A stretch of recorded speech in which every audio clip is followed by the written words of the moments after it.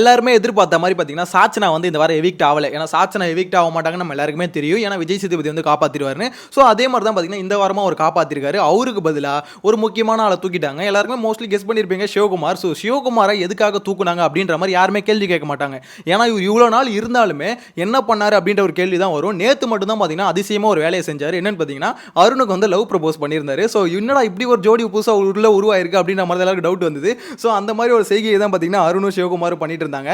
ஆனால் கடைசியில் டப்பா அருண் அவருக்கு என்ன பண்ணாரு, ஒரு பெரிய ஏமாற்றத்தை தான் கொடுத்தாரு. கிட்டத்தட்ட பார்த்தீங்கன்னா ஒரு நம்பிக்கை துரோகம். அந்த அளவுக்கு நம்பி லவ் ப்ரப்போஸ்லாம் பண்ணி உன்னை எனக்கு பிடிக்கும்லாம் சொல்லி அமிச்சாப்ல கடைசியில் பார்த்தீங்கன்னா இவர் பொம்மை வைக்கிறதுக்கு பதிலாக ஜெஃப்ரி பொம்மை போய் எடுத்துட்டு போய் வச்சாரு. ஸோ வச்சு கடைசியில் பார்த்தீங்கன்னா நம்பிக்கை துரோகம் பண்ணிட்டாரு. என்ன மேட்டர்னா அந்த நம்பிக்கை துரோகம் பண்ணது கூட இவருக்கு தெரியலங்க. அந்த அளவுக்கு அப்பாவியான ஒரு பீஸ். ஸோ இந்த பீஸ் வந்ததுலேருந்தே பார்த்தீங்கன்னா மிட் நைட்டில் யாரும் இல்லாதப்ப பாட்டு பாடிக்கிட்டு அது மட்டும் இல்லாமல் ஏதாவது ஒரு டைலாக் பேசிக்கிட்டு இந்த வேலையை வந்து தொடர்ந்து பண்ணிக்கிட்டே இருந்தாரு. ஸோ எல்லாருமே அதை நினச்சிட்டாங்க போல, ஓகே சிவகுமார் நீங்கள் வீட்டிலேயே போய் அதை பண்ணிக்கோங்க அப்படின்ற மாதிரி பிக் பாஸ் டீமே நினச்சிருக்குன்னு நினைக்கிறேன். ஏன்னா அன்அஃபிஷியல் ஓட் போல பொறுத்த வரைக்கும் சிவகுமாருக்கு இவ்வளோ கம்மியான ஓட்லாம் இல்லை. அதுக்கு கீழே யார் இருக்கிறதுன்னு பார்த்தீங்கன்னா அதிகபட்சம் சாச்சனா தான். அதுக்கு மேலே பார்த்தீங்கன்னா ஆர்ஜே ஆனந்தி, அவங்களுக்கு மேலே பார்த்தீங்கன்னா ரஞ்சித் தான். ஸோ அன்அஃபிஷியல் ஓட் போலிங்க பொறுத்த வரைக்கும் ஒன்று ரஞ்சித் போயிருக்கணும், இல்லைனா ஆர்ஜே ஆனந்தி. சாச்சனாவை தூக்கக்கூடாதுன்னு நினச்சிருந்தாங்கன்னா ஒன்று ரஞ்சித் தூக்கியிருக்கணும், இல்லை ஆர்ஜே ஆனந்தி எதை தூக்கிடணும். ஆனால் இவங்கள விட்டுட்டு சிவகுமாரை தூக்குறாங்கன்னா மெயினான ரீசன் என்னன்னா, நீ உள்ளே இருந்து கொடுக்குற கண்டென்ட் எங்களுக்கு தேவையில்லை, நீ அதுக்கு வீட்டுக்கே போயிடலாம் அப்படின்ற மாதிரி ஏதோ ஒரு ரீசன் நினச்சிருக்காங்க போல. ஏன்னா அவர் கொடுக்குற கண்டென்ட் பார்த்தீங்கன்னா 1 hour ஷோலே டெலிகாஸ்ட் பண்ண முடியல.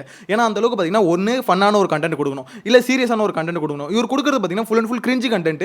அது ஷோலையும் போட முடியல, எதுக்கு அந்த கண்டென்ட் அப்படின்ற மாதிரி தான் மோஸ்ட்லி நம்மளுக்கே தோணும். ஸோ அதை தான் பார்த்தீங்கன்னா பிக் பாஸ் டீமும் நினச்சிட்டாங்கன்னு நினைக்கிறேன். அது மட்டும் இல்லாமல் ஒரு முக்கியமான விஷயம், இன்னைக்கு ஏன் லேட் பண்ணுறாங்கன்னு தெரியல. இப்போ வரைக்கும் செகண்ட் ப்ரோமோ வரல, ஏன்டா இப்படி பண்ணுறீங்க அப்படின்ற மாதிரி சொல்ல தோணுது. உங்களோட கருத்தை மறக்காம கமெண்ட்ல மென்ஷன் பண்ணுங்க. சிவகுமார் எவிக்ட் ஆனதால யாராவது ஃபீல் பண்ணுவீங்களா அப்படின்றத மறக்காம கமெண்ட்ல மென்ஷன் பண்ணுங்க. என்ன பொறுத்த வரைக்கும் நேற்று அருணுக்கு வந்து டப்பா அடிச்சார்ல, அந்த ஒரு ரீசனால தான் சிவகுமார் தூக்கிட்டாங்களோ அப்படின்ற மாதிரி ஒரு ஃபீல் வருது. உங்களோட கருத்தை மறக்காம கமெண்ட்ல மென்ஷன் பண்ணுங்க. நெக்ஸ்ட் வீடியோல மீட் பண்ணலாம். Bye by.